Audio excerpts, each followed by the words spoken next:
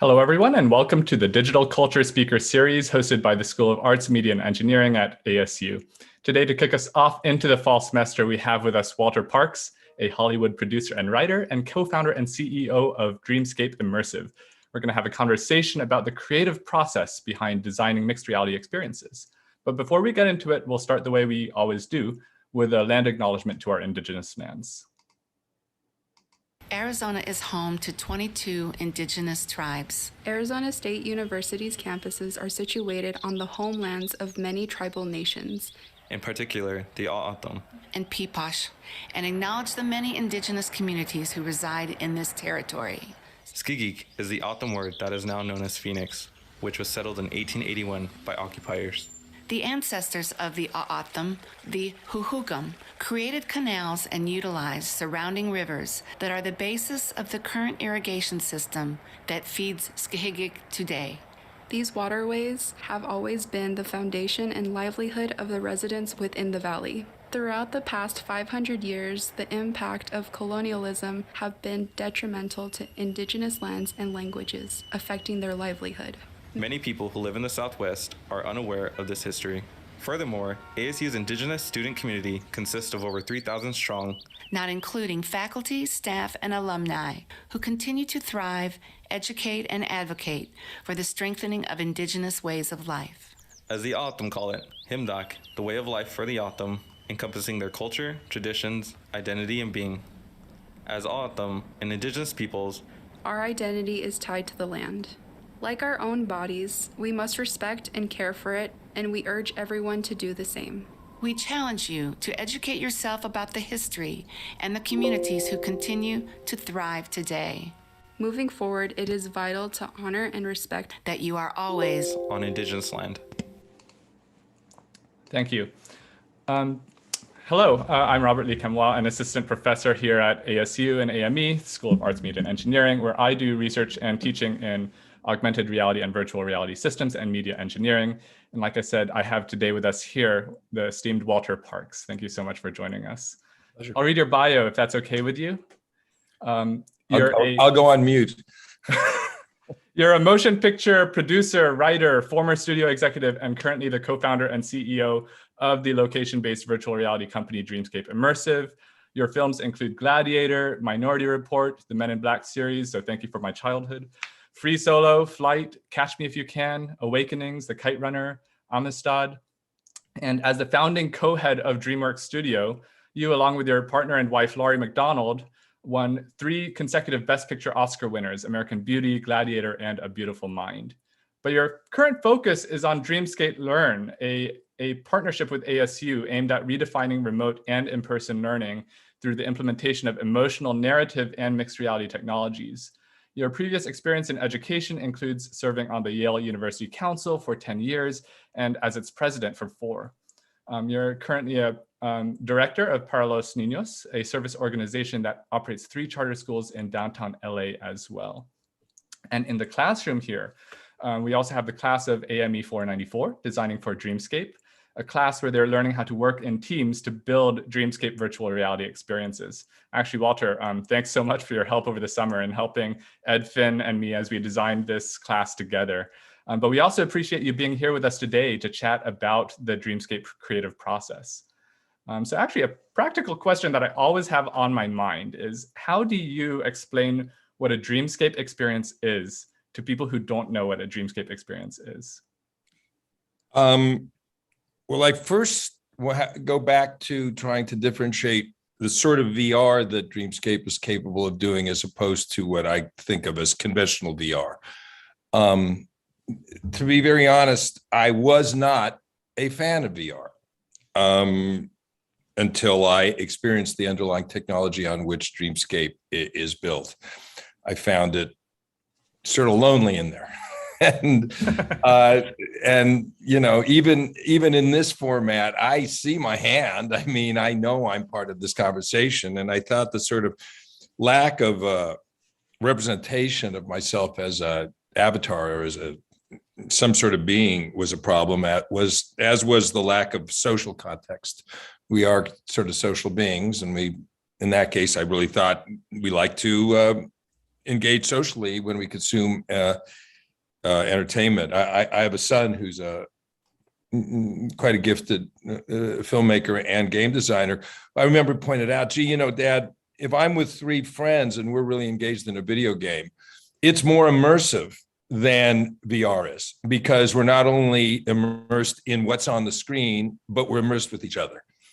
And that all changed when I went to Geneva, Switzerland, almost 5 years ago, and experienced the underlying platform on which Dreamscape is built, which, as you know, allows us to sparsely track your body and use something called inverse kinematics to sort of predict where the rest of your body would end up when you moved, and to fully render you as an avatar inside these very rich environments. And when I saw that, a light bulb went off. I suddenly saw VR not just as a sort of something where the fringes are very game oriented, but rather it could be a vehicle for what I would call more mainstream entertainment. And it just excited me very much. It was really nothing more than a hunch. So that's the first thing you'd have to sort of talk about when you talk about a Dreamscape experience, that it's something in which, you know, there's so many glib ways of putting it. You are the controller, and which in you are actually, you know, fully realized inside the 3D world. And then from there, you know, we very consciously go after narrative values slightly more than game values. And I think those are probably the 2 differentiators more than anything. So how do you do this? How do you turn this narrative into this creative process that's infused with this technology? Can you walk us through your team's creative process a little bit? I wish. You know, there is the give enough chimpanzees typewriters and they'll eventually type out Hamlet. One of the real issue is that there's not a conventional language for VR creation. You know, I could probably put up a page of one of the movies I've made, and you'd look at it, and all the students on this meeting would look at it, and you'd see a character name, and you'd see dialogue, and you'd see description, and then you'd say cut to, and then you'd see a description, and there's sort of you'd get it. You could sort of understand. There's so many aspects of creating VR that are new and actually very much fly in the face of maybe the closest thing, which is cinematic narrative. Maybe above all, and Robert, you and I have talked about this in the past, you know, the 2 most essential elements of film storytelling are the frame and cutting. Right. So right now we could cut this together, right? You'd cut to me, and I'd cut to you listening to me. And you'd cut back to me, and I'd say, how was the Coke? And then cut to you, and you'd smile. And that told a little story. Right. So what happens when you're in an environment in which those fundamental issues are not available to you? You can't cut, really, and you don't have a frame because people can look anywhere. Well, for us, we try to find other stand-ins for that to sort of encapsulate sort of emotional responses to things. We lean very heavily into other cinematic tools such as sound design, transitions, lighting, music, but it's exciting because there's also blocking is involved. How do you kind of get people to look the right way without telling them to look the right way? So, you know, I've showed you this before. Maybe I should put up that creative brief that sort of goes through at least a little snapshot of the criteria by which we judge an idea of whether or not it's a good thing to try to do in Dreamscape VR. I think that would be a fantastic thing to do. The tenets of your creative process. That document's really nice. Yeah, this is something that Carter, one of our very bright creative executives, did. Is that there? Yes. Okay. It's funny, this is a sort of an expansion of something I wrote early on, which I called the 9 Commandments of Dreamscape. Let's just take a look at them. So there's the list. So the first thing I ask is, are we, the audience, the stars of the experience, right? In movies, we watch other people doing things. In a Dreamscape experience, we need to be the ones that are driving the story forward. Right. And so, I'm sure a lot of you guys have done some of the things, at the end of the day, it turns out that our ability to work together to escape the Sakari at the end of Alien Zoo turns out to be why we're not ready to be put in the Alien Zoo yet. And it seems simple, but this is, from a process point of view, maybe the hardest thing, because stories are about how you dramatize the actions of characters in order to reveal things. And there's a line between the observer and the character. And to blur that line is extremely challenging. We immediately ask ourselves, can this only be done in VR? Because if it can be done just as well in another medium, then why bother? And there are unique aspects to VR, and particularly our sort of VR, in terms of compression and expansion of space and of time. It's funny, I love that piece you put on Indigenous people. I immediately thought, my Lord, wouldn't it be great to do a VR experience and where you sort of go through time on the campus to see what was that campus 100 years ago, 500 years ago, 1,000 years ago. Well, those sorts of things where you can really, again, as I say, either expand or compress time. It's very specific to the sorts of things our VR is very good at. Related to this is, I always ask this question, would I really like to X in VR?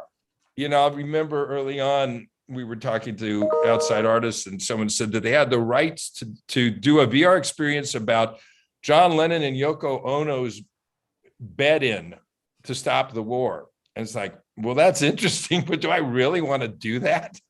This becomes to just a purely instinctual thing of what is exciting. So, these are our first 3 Dreamscape experiences. Would I like to dive into the depths of the ocean to save a baby whale? Yeah. And I can only do that in VR. Would I like to actually literally step into an Indiana Jones movie, become its hero? So would I like to do this thing in VR is very important.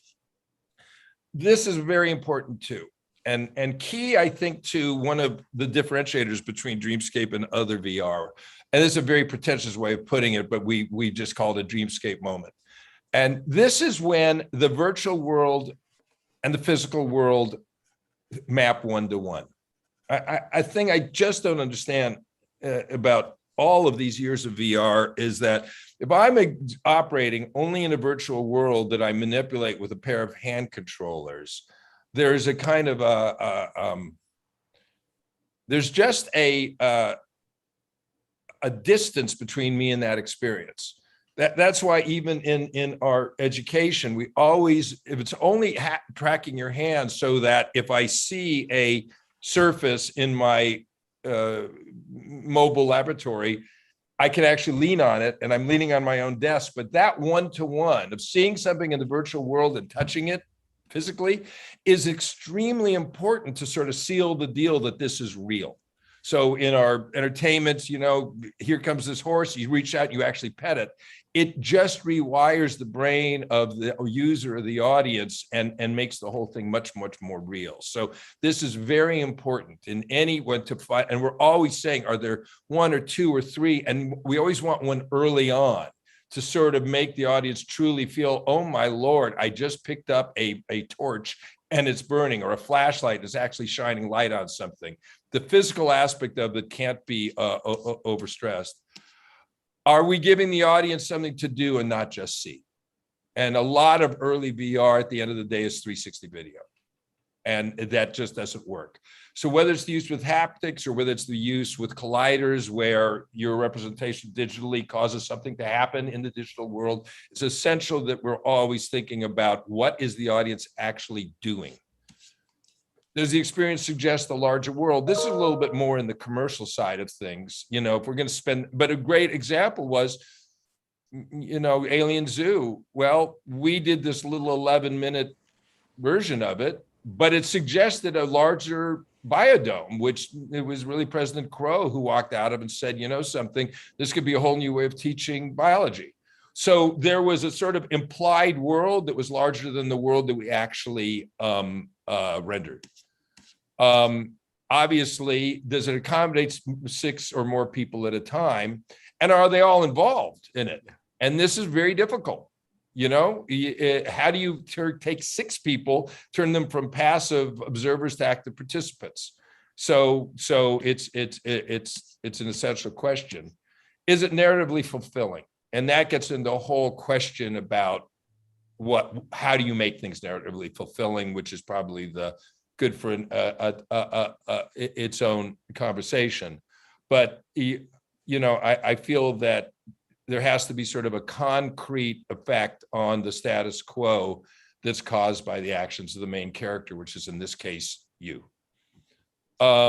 And this is, strangely enough, the most important one. This is something I used to, I early in my career, well, as you notice, I used to I helped form and ran DreamWorks Motion Pictures. And this was a question I would ask my team there, which is, let's pretend we did everything great. And let's pretend that we got the best actors and the best directors and everyone executed. Would the result actually be either extraordinary commercially or creatively, artistically, or both? Because when you really think about it, 95% of the movies that were made in Hollywood, even if you did the best job, it's just one more version of a certain kind of movie. Whereas when we sat down and said, let's do Gladiator, well, if we pull that off, it's going to be mind-blowing. So this has to do with like aiming at a level of kind of excellence and almost transformational experience, so that if you hit it, you've hit a big target, as opposed to if you spend all this time and energy and you aim at a small target, it's less fulfilling. So those are really the things we think about. And there's all sorts of other learnings that we could talk about. One thing I think that's really important here is that dialogue has got to be supplementary. And the use of dialogue and narrative has to be very, very carefully dealt with. We tried to do something based on SpongeBob. And those characters are great, but we worked with Nickelodeon, all talented people, but we ended up sort of watching a 3D SpongeBob movie. And we're hearing all these great characters talking to each other. And while it was cool, it didn't scratch the essential itch that's there in this particular medium. I see. Yeah. Well, first of all, I think I'm really glad that the class is watching this because this is really helpful for I think they can be inspired by this creative process. And if you wouldn't mind sharing that document, we'd love to, use it too. Sure, I'll send it off to you guys. Yeah, that'd be fantastic. Actually, I think one of our students has a question. Curtis, you want to go up to the microphone and ask? Yeah.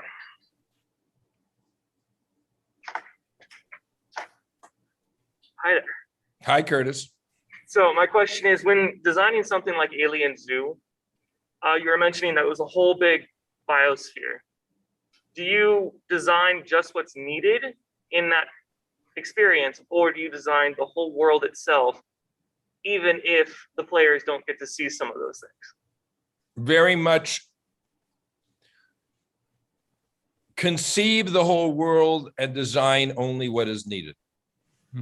And by the way, that happens on a macro level and a more micro level. What I mean is that Alien Zoo takes place, for the most part, in the Illyrian forest, okay? We've always assumed there were 9 different worlds there. So we know that there's the Plains of Figueres, there's the Illyrian forest. There's a bunch of them we've never even thought to name yet. But we knew that eventually when we built this out, we would build those things out. And in fact, we provide, even when you get there, and now we're building better, sort of big shots of the zoo where you sense how large it is. So it implies that bigger world. From a sort of art direction or production design, you also design only what you need, meaning there's sort of a core where you're dealing with 3D assets that you want to be able to either pre-roam in or drive in or interact with. But way beyond that are 2D assets, right? which give a sense of scale to it, which are not nearly as fully rendered as the 3D assets, which are closer to the player physically. Okay. Okay. Thanks for that, Walter. I think that's really cool.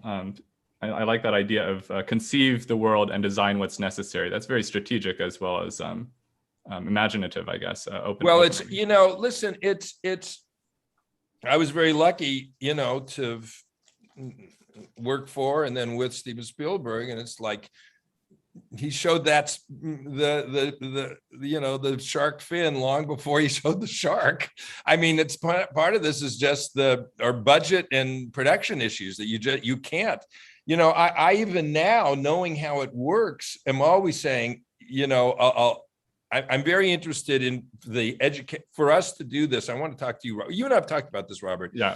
I really think it would be great if after people do a module, they could book time and go back and just sort of explore without the narrative driving them forward.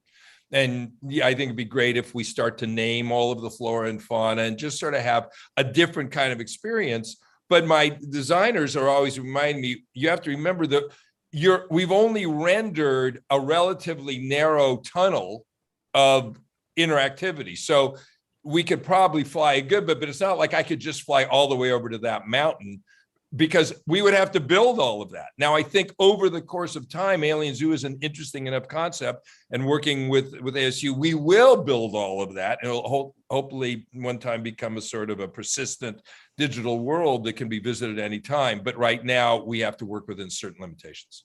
Yeah, Dean Tepper from Herberger Institute of Design and the Arts, his big initiative right now is creativity at social scale. So if we can infuse that creativity at social scale to help develop out these worlds, I think there's a lot of really cool things we could do.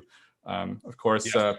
IP issues and other stuff might abound, but we'll put that off for a bit. But I think creativity at social scale and figuring out an outlet for that and inlets of students working on these things.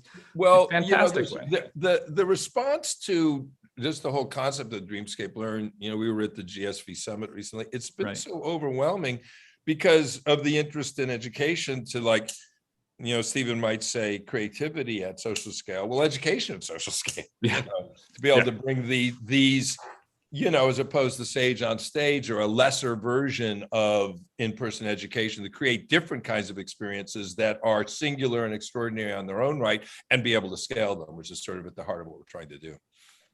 Yeah, fantastic. We'd love to help you with your scale. I think that's something ASU kind of lives and breathes, is the concept of scale. So other questions we have from the audience are around things like concept art sketches. And obviously you have a team that works with you on building all this stuff out. How do you organize your thoughts and your team? Is it similar to Hollywood or is it different from Hollywood? It's a little similar to Hollywood. I actually have something I showed you, and then I'm going to show you something else, which is I can show you the evolution of one tiny element. But first, I'll put up a little, this I think will be helpful. It's closer to the way animation studios work. So is that up? Yes, it's up. Okay. So let's see if I can open this up just a little bit more. So this is right now sort of the shape of the work we're doing on alien zoo biology. Mm-hmm. So at Dreamscape in general, we have a senior programmer, Chris Purvis, who you've met, who's sort of our chief software architect. And we've recently hired a senior art director who is sort of there to, write quality control and solve problems for any of our projects. So then here is what we're doing with ASU. Beyond being, the CEO of Dreamscape, I'm sort of the creative lead of this particular project. Underneath me here, these three people this is the production group. Ryoka Tanaka is our head of production, who's in charge of organizing the different teams so that deliveries are made appropriately. And then she has a coordinator and assistant. We actually have sort of 5 departments, if you think about it. We have a sound person who is full-time. who is involved in sound effects, spatial sound, and also in music editing.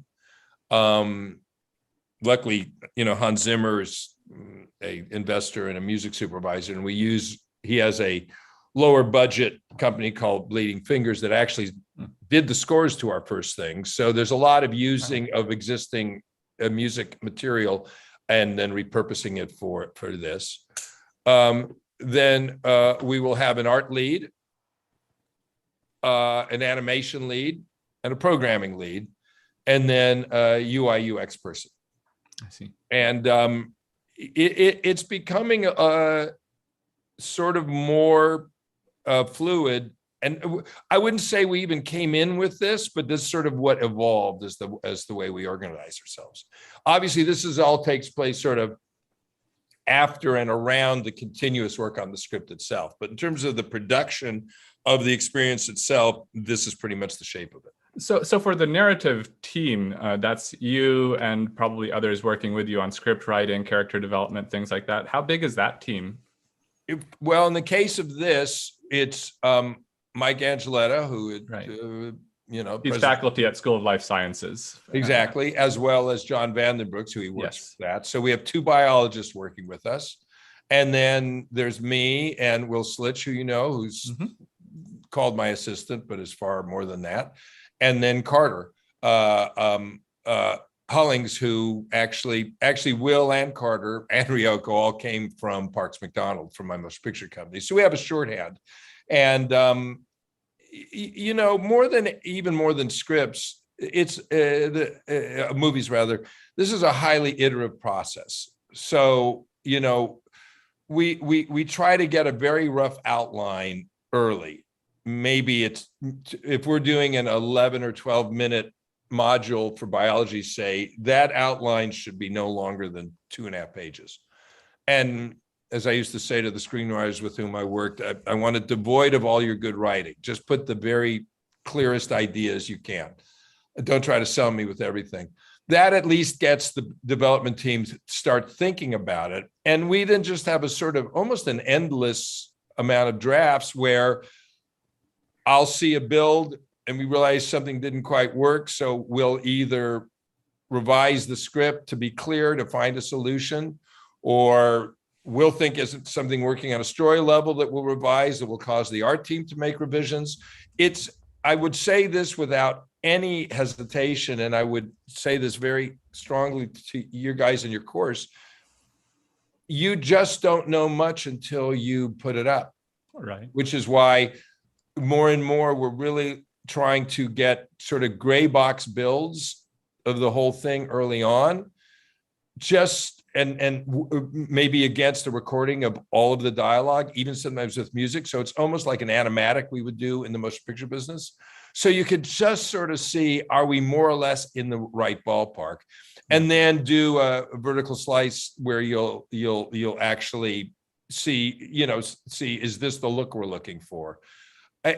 Because only through iterating and seeing it and feeling it out and then meeting on it and going back, we just change things continually. So you need to sort of front load the screenwriting and don't get too hung up on perfection. I've been very guilty in my film career of never thinking there's a locked script, but in VR, there's really never a locked script. It's always in the process of being revised through the iteration of the process. Right. I tell the students you can't get to the 10th iteration without 1 through 9. So you got absolutely. And you just, there are just such fundamental things we've gotten wrong early on and have had to rethink things. Luckily, I'm starting to understand how you can sort of reuse assets that have been created. But we really try to, iterate, get proof of concept, a lot of that before we get into these finals. Sure. And it ultimately ends up with our lead programmer, Dan, who luckily has been with us from the outset, who's brilliant, to sort of take all of these elements, the music elements and the art elements and the earlier builds, and somehow merge them into a, consistent and relatively bug-free experience. Cool. Let's take another question from the classroom, actually. Alex, would you like to step up and ask?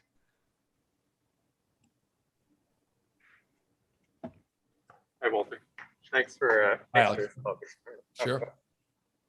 So my question is, you mentioned early on that there's no like movies have screenplays, but in VR there isn't really a universal language or like design tool that you can use. What does it look like when you have a Dreamscape script that's like ready to like go into development? How do you commit those ideas to paper and communicate them clearly? We do use screenplay form. And so what I think I should do is be a little bit more clear about what I'm saying, is that the translation of that document to film has a sort of regularity or a conventional meaning so that you can be relatively sure that your interpretation of it on the page matches how it'll be interpreted on the stage and editing, et cetera, et cetera. There's just a feel where cuts happen, whatever. Whereas even a very detailed script in VR has a much less exact relationship to how it actually feels when we're up. So since you asked that, let me just see if so here's what we're working on right now. This is the script to one of the modules for Alien Zoo. So this is the second act. So again, this is done like a Dreamscape, where we just have the voice and descriptions. But even here, an image of adult Aslar, some bury eggs, some head back into the water. Well, what does that mean? If that was a movie, I'd say, oh, I get it. You cut to that, right? But what, is that a screen floating in the middle of your VR experience? Are we floating, going over to where this is happening? How do I know people are going to be looking at it? Everything almost here. We're traveling across the inlet of the screen, rather. Well, that's a little more clear because I think that means we're flying over the ocean. But so much of this is subject to intense interpretation. And that interpretation only becomes really clear once you're in experience.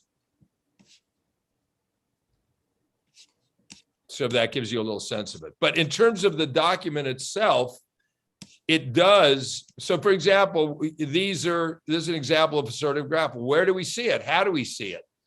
How do we interact with it? Unlike movies, there's a whole sense of what are you doing with your hands.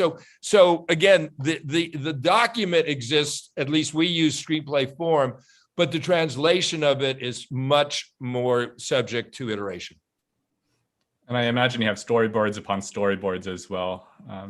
Yeah, it's funny. Storyboards are important, and yet even they sort of have to give way to iteration fairly quickly.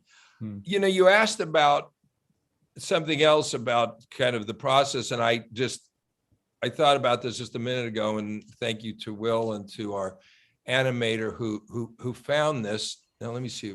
I just have a couple cool things I share with you guys. Where's the other one? Here, one little second. Oh, the main thing. Oh, here we go. Okay, so we work with a really fantastic creature designer, Bryn Matheny, I get her last name is. So she'll actually I'm not sure, she sometimes actually paints. So one of the main creatures of this module, it's called an astellar, and it hatches here, and it's first sort of this funny little thing, worm-like thing, and then when it gets to the water, it sort of emerges as this very beautiful creature. So this will be designed like this, and you see she's noting flippers along the underside of the body help the astellar move across the sand toward the shore. Astellar eggs are hardened and black. So this is giving our design team all sorts of information about this imagined creature. So that will then go to, and I don't have this, to modeling, where a 3D artist will take this and interpret it and turn it into a 3D model, okay? So then, after that, it will go to animation. and we'll create rigs for it. So this is one of the animation cycles for we call it the Astellar pup. Wow, very cool. Right? So you can imagine moving that guy across wet sand. And once that rig is built, we can sort of populate scenes with them. So this is very much something that the animator, who's brilliant, is doing on his own, and then will be providing to the lead programmer to sort of populate the world with. And then I'll show you one other, because I think it's a really lovely animation of what the adult Astellar ends up looking like when animated.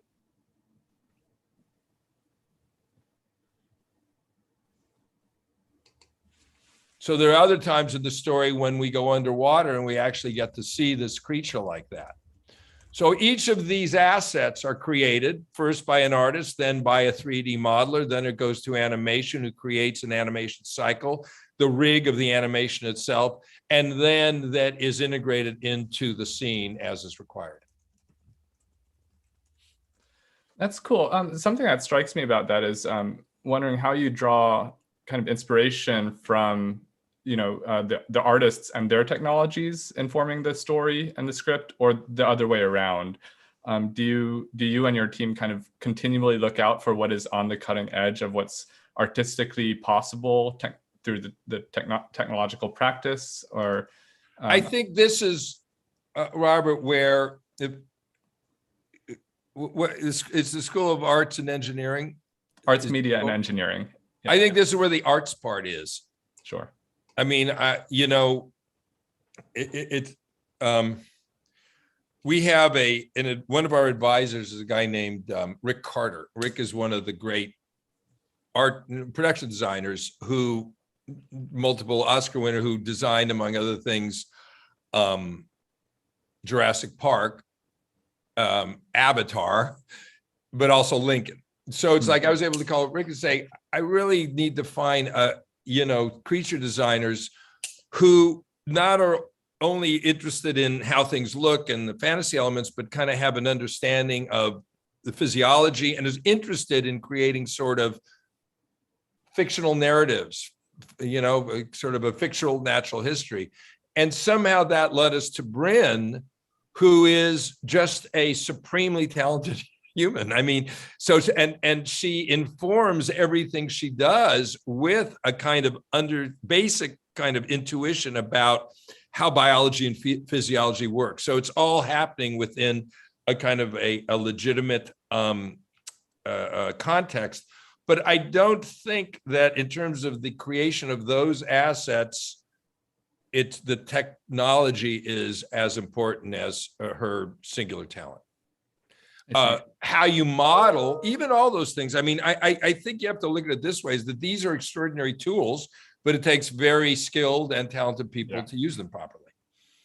We'd love to have her talk with our students as well. Some of my students are privately direct messaging that those were really nice animations with really awesome movements, and getting into the craft might be nice. I think it would be great, and I'll try to do that, to have Steve, our lead animator, and Bryn, whose creatures are being animated, maybe do a session with you guys. It'd be really fun. Matt, do you have a question as well? Yeah, I will. Matt's running the system, so. Read what I wrote. Okay, great. Hello. Hi. Have you experimented with using live performers in conjunction with the Dreamscape experience? And second kind of question as part of that is, are there any other ventures that are working to build narratives and alternative realities that are non-parallel to kind of what your venture is doing, that you're in particular excited and intrigued by? Well, so actually doing motion capture to create human performance is something we've done, particularly our team in Geneva has done. They've done some wonderful work that's a little more museum oriented. and it can be great. And I don't know if you've experienced the virtual classroom. Not yet. We haven't had them go through Yeah, it. yeah. But I think will be an opportunity, speaking with Ariel Anbar and others there, the idea of creating sort of quasi artificially intelligent human teaching avatars is a really interesting idea, which undoubtedly would play upon that kind of motion capture. Matt, I'll point out that the technique we use to capture you as an avatar when you're doing a dreamscape is essentially the same as the techniques that are used by animators and directors to capture performance and put it into a movie. The only difference is that we're only capturing 6 points, the positions of your hands, your head, your back, and your feet. And our inverse kinematics are kind of filling in, predicting what the rest of your body's doing. Whereas if you're doing, Avatar or something, you've seen those movies where the actors have a gazillion dots on them and computers are capturing that, and then animators are taking that, turning that into a wireframe, and then creating sort of an artistic shell avatar to go with these beautifully captured movements. So it's well within the realm. And guys, that's an interesting thing for you to experiment with. Yeah, Matt and other of the students have been playing with some of the motion capture suits with Rococo and playing with the Microsoft Kinect as well at capturing skeletal movement. So they've been playing around the very systems we have, we're capturing your skeletal movement. So what I'm saying is that as you're thinking of the different, possible projects you're trying to do, feel free to, push the envelope for us. We haven't really done as much of that, just because, again, we are very focused on you, the audience, being the main character. So if you have that bias, which we have, we're not going to spend as much time beautifully animating an avatar through motion capture because I don't want the attention to be going there. Then I forget, what was the second question? Oh, are there other people doing interesting work? They probably are, and I just haven't been keeping up with it because I have a funny thing. And this was true of movies too. It's like we're so overwhelmed with the reaction to what we're doing, this relationship with ASU, what Dreamscape Learn is sort of turning into, and we're also sort of singular in terms of. Let's put it this way: there was a company that did something like us called The Void. It didn't survive the pandemic. Very talented people. They had a less precise tracking system. It was done, but they were certainly going after something cool. Other than that, there are not a lot of people who do avatar-driven VR. I'm sure there's amazing other VR being done, but our capabilities and our challenges are such that we're quite focused on our own platform. I see. So more things that you were talking about earlier, way back to the tenets kind of things. So things that you can do in VR, things that you can't do in VR, things that are, and now you're talking about things that are driven by avatars. I'll tell you a little bit about what the students have kind of come up with in their collective imaginations. Sure. For their topic sentence of the Dreamscape experience they're building is, it's 2 teams split in time to approach how changes in the past could affect changes in the future in a climate change narrative. Having them kind of, I think we're Back to the Future kind of inspired, or there's video games like Chrono Trigger that do this as well, where you've got actions in the past, some agency that's happening there, and data collection in the future that's guiding those actions that happen in the past, and some MacGuffin that they're trying to get after that then would actually influence the future of the world, save the world, really. That's what the class has been going after, and we can share more with you in person, of course, later. But what's your initial take? I think it's a absolutely fantastic target because it takes advantage of what Dreamscape can do, and I'll tell you, it's a really good target for more reasons than that. President Crow and I have been talking about what comes after Bio 180 and 181, and I feel strongly it should be a general education course in climate science. I mean, I just think that ASU has the best sustainability school in the country. B, very few other schools have sustainability schools. The future is now. I mean, look what just happened in New York and throughout, starting with Ida down south. So I think there's an urgent need for this, and we're not very well wired as human beings for long-term thinking. It's why, and it's very hard for people to conceive that our actions now will have consequences generations from now. So I think it's absolutely a fantastic thing to do, number one. Number two, you're going to drive yourself crazy because we're also really not well wired to deal with time travel. And I say this from experience. The third Men in Black has to do with a time travel story, right. going back and meeting the young Tommy Lee Jones, who's right, the Josh Brolin one. Josh Brolin. Yes. And there's just no way to explain how many brain cells were used trying to figure that out. So good luck.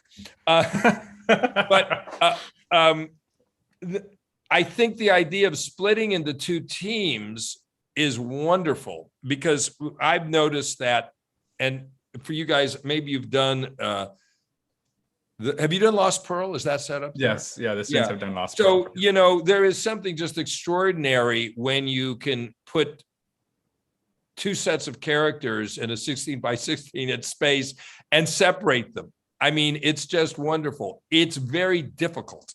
It's very, very difficult.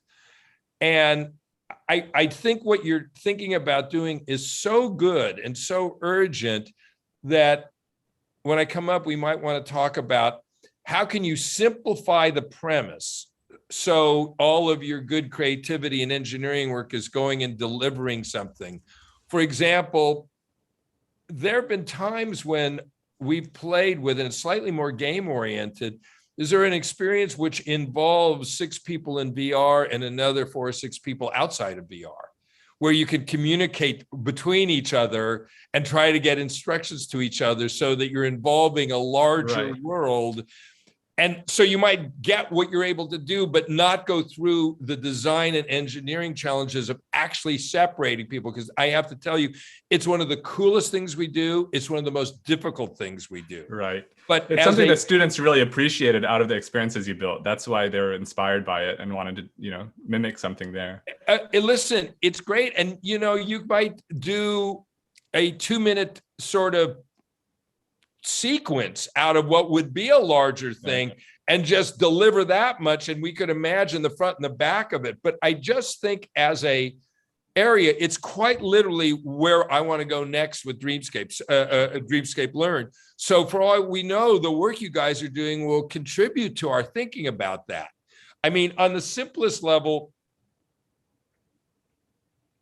you guys haven't done the virtual classroom, but you could all be sitting in a room and a decision has to be made.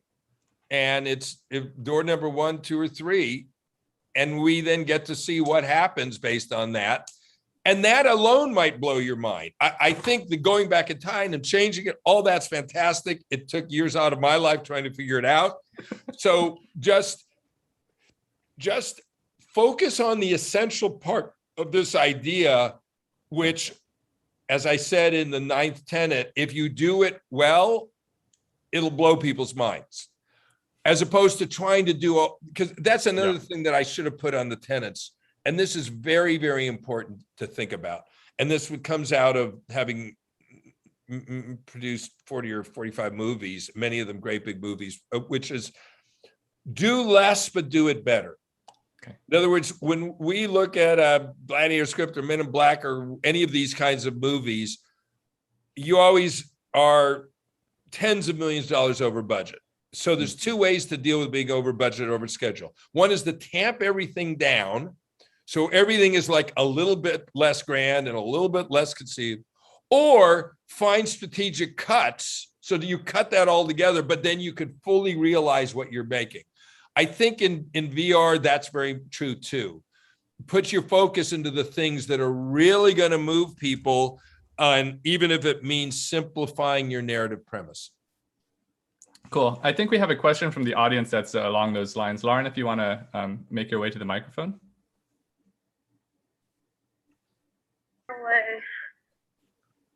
Okay. Hi, Walter. Hi, Lauren. How are you? Good. So, yeah, I was wondering, do you think that a 10-minute VR session can elicit a strong, like a lasting psychological effect like a really good 1-2 hour movie can? It seems that way. It seems that way. I mean, I've just personally seen people cry at the end of both Alien Zoo and the Deep Rescue. There's this moment when you sort of, and here's the thing. It's really the difference between a novel and a short story. A short story delivers one key idea, right? And I think that a 10-minute VR experience wants to deliver one key idea. You're a very strange species. We never knew humans could work together like that. Maybe we've been wrong. Look at your home. Maybe you can make it so you do it right. And if not, you won't be forgotten. We'll keep a place for you in the zoo. It's a very clear idea. And it's, you know, when I give talks on storytelling and narrative, I often point to the following. I put up a slide that says a young woman loses her firstborn in childbirth. And you go, okay, that's fine. That's interesting. Then I put up this: for sale, baby shoes never worn. And I see a nod. So that nod is what you're going for. That's a famous 6-word novel written by Hemingway. So that for sale baby shoes never worn. At that never worn, there's a kind of a active understanding of what the point of it was. And I think that the immediacy of VR and the shortness of the experience can lead to that kind of deeply felt conclusion to a story in a way that is different than a movie does, but not necessarily any less profound. Yeah, that's really interesting. Thank you. Okay. When I came to visit you, Walter, in March 2020, right before pandemic, I pitched to you the idea of teaching this class, and you gave me exactly that 6-word story saying this is the value that we could do by working together, is your history of expertise and experience, and we could make this class happen. Well, it just happened. You gave that 6-word story to the students. So come full circle. Right at the right moment. At the right moment, exactly. Timing is everything. Anyway, thank you so much for joining us today. I think we're just about out of time. The students do have a big, and we'll have more conversation with you as the semester goes on. Absolutely. Listen, this is a pleasure. The fact that you guys are committed to helping students understand and then become practitioners of this really exciting new form, whatever it turns out to be, because we're making it up as we go along, is it's personally really, profoundly gratifying, and it's important to Dreamscape. It's important to ASU. So count me in.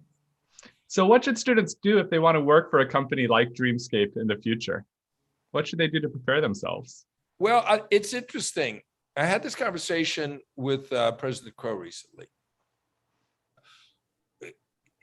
I will give you that diagram along with the creative briefs, because it is a very segmented process. There are people who are good at modeling, and there are people who are good at, because even within an art department, I know there's certain artists who are just my go-to people in terms of designing the mechanics of an imagined piece of hardware. And there are other people who are just amazing with spatial, environments. And there are other people who are just amazing as Bryn in terms of designing creatures.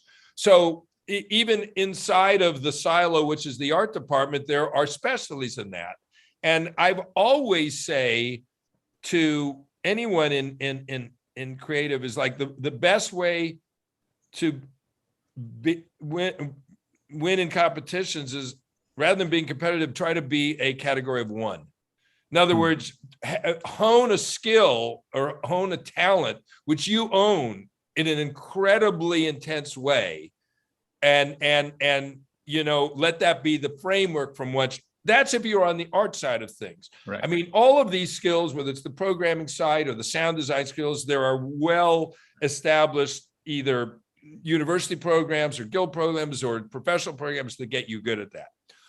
Where we are lacking, Ed, is in writing. I mean, and it's true in most pictures, whatever. At the end of the day, it really is about how do you conceive these lots of complex ideas and make it simple enough for people to nod when you say baby shoes never worn. In other words, that's like a giant story that somehow got distilled into 6 words. And that's what writing is about. So for me, the greatest value is in developing an understanding of the narrative requirements of all of this.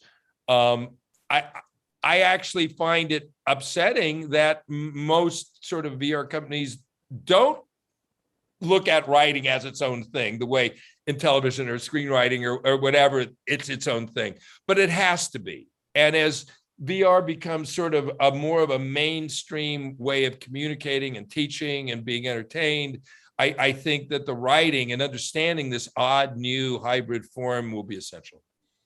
Hey, Ed, how's it going? Good. Just heard my name, so yeah, so that I'm listening. I think VR has drawn more maybe from the video game industry, which gradually realized that they couldn't just not pay attention to writing as the world's got more and more complex.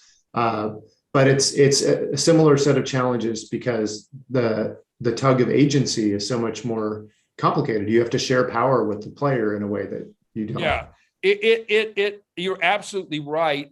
Listen, Oculus Quest built everything on going from gaming and using that as a way to kind of expand into a larger customer base. And they're still not quite understanding, is there a narrative thing of this? And because it's harder. And I think that gamers were more inclined to be early adopters of a technology like this. So there's lots of reasons why it's sort of a game thing.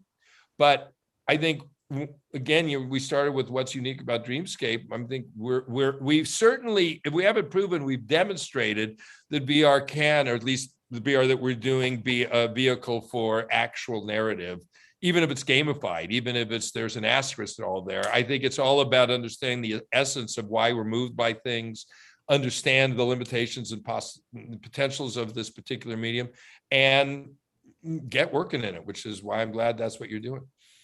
Fantastic. Thanks for joining us, Walter. Okay. Thanks for joining us on the Digital Culture Speaker Series. We'll resume next week with Garth Payne. He's an expert here at ASU AME in spatial audio. He's a great artist in spatial audio. So we hope you'll join us next week.